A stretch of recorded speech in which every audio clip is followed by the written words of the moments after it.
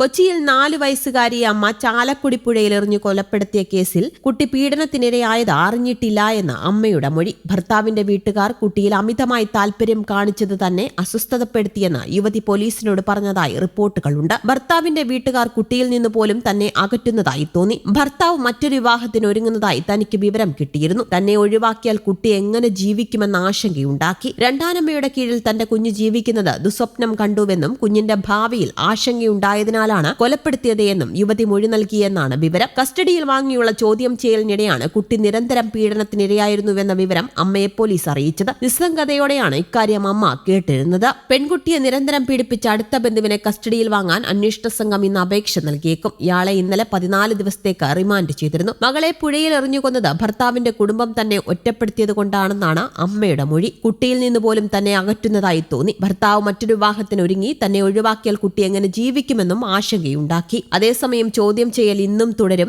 അമ്മയുടെ വിശദമായി ചോദ്യം ചെയ്യൽ ആരംഭിച്ചു. 7 ദിവസത്തെ കസ്റ്റഡി ആവശ്യപ്പെട്ടെങ്കിലും 5 ദിവസത്തെ കസ്റ്റഡിയാണ് മജിസ്ട്രേറ്റ് കോടതി ചെങ്ങമനാട് പോലീസിന് അനുവദിച്ചത്. ഇന്നലെ പോലീസിന്റെ ചോദ്യങ്ങൾക്ക് മുന്നിൽ അമ്മ മൗനിയായിരുന്നു. മാനസികമായി തകർന്ന നിലയിലാണ് ഇവർ. കാക്കനാട് വനിതാ ജയിലായിരുന്ന അമ്മയെ വൈകിട്ട് 5-ന് ചെങ്ങമനാട് പോലീസ് സ്റ്റേഷനിൽ എത്തിച്ചു. ചോദ്യം ചെയ്യലിനോട് ഇവർ നിസ്സഹകരിക്കുകയാണെന്നാണ് പോലീസ് പറയുന്നത്. മാനസിക നില തകരാറിലായവരെ പോലെയാണ് പ്രതികരിക്കുന്നത് എന്നും പോലീസ് പറയുന്നു. വിശദമായി ചോദ്യം ചെയ്ത ശേഷം അടുത്ത ദിവസങ്ങളിൽ മൂഴിക്കുളത്ത് കുട്ടിയെ പുഴയിലെറിഞ്ഞ സ്ഥലം, ആലുവ, മണപ്പുറം, അങ്കണവാടി എന്നിവിടങ്ങളിൽ എത്തിച്ച് തെളിവെടുക്കും. അതിനിടെ കുട്ടിയെ പീഡനത്തിനിരയാക്കിയ ഉറ്റബന്ധുവിനെ ഇന്നലെ റിമാൻഡ് ചെയ്തിരുന്നു. കുട്ടിയെ പലവട്ടം പീഡിപ്പിച്ചത് അയാൾ മൊഴി നൽകിയിട്ടുണ്ട്. പ്രതിയെ കസ്റ്റഡിയിൽ വാങ്ങാൻ പോലീസ് ഇന്ന് കോടതിയിൽ അപേക്ഷ നൽകും. കുട്ടി മരിക്കുന്നതിന് തലേന്നും പീഡനത്തിനിരയായി. കുട്ടിയുടെ സ്വകാര്യ ഭാഗങ്ങളിൽ മുറിവും ആന്തരിക രക്തസ്രാവവും ഉണ്ടെന്ന് പോസ്റ്റ്മോർട്ടം ചെയ്ത കളമശ്ശേരി മെഡിക്കൽ കോളേജിലെ ഫോറൻസിക് സർജൻ പോലീസിനെ അറിയിച്ചിരുന്നു. പിന്നാലെ ഇയാൾ അടക്കം പിതാവിന്റെ ഉറ്റബന്ധുക്കളായ 3 പേരെ ചോദ്യം ചെയ്യലിനൊടുവിലാണ് പ്രതിയെ കസ്റ്റഡിയിലെടുത്ത്. ഇയാളുടെ ഫോൺ പരിശോധിച്ചതോടെ ലൈംഗിക വൈകൃതമുള്ളയാളാണെന്ന് വ്യക്തമായി. കുട്ടി മരിക്കുന്നതിന് തലേദിവസം വീട്ടിൽ ആരൊക്കെ ഉണ്ടായിരുന്നുവെന്ന് അന്വേഷിച്ചു. കോലഞ്ചേരി ആശുപത്രിയിൽ ചികിത്സയിൽ കഴിയുന്ന കുട്ടിയുടെ മുത്തച്ഛനൊപ്പമായിരുന്നു പിതാവ്. കുട്ടി അന്ന് ഉറങ്ങിയത് ഇയാൾക്കൊപ്പമാണ്. തുടർന്ന് കസ്റ്റഡിയിലെടുത്ത് നീണ്ട ചോദ്യം ചെയ്യലിനൊടുവിലാണ് കുറ്റസമ്മതം നടത്തിയത്.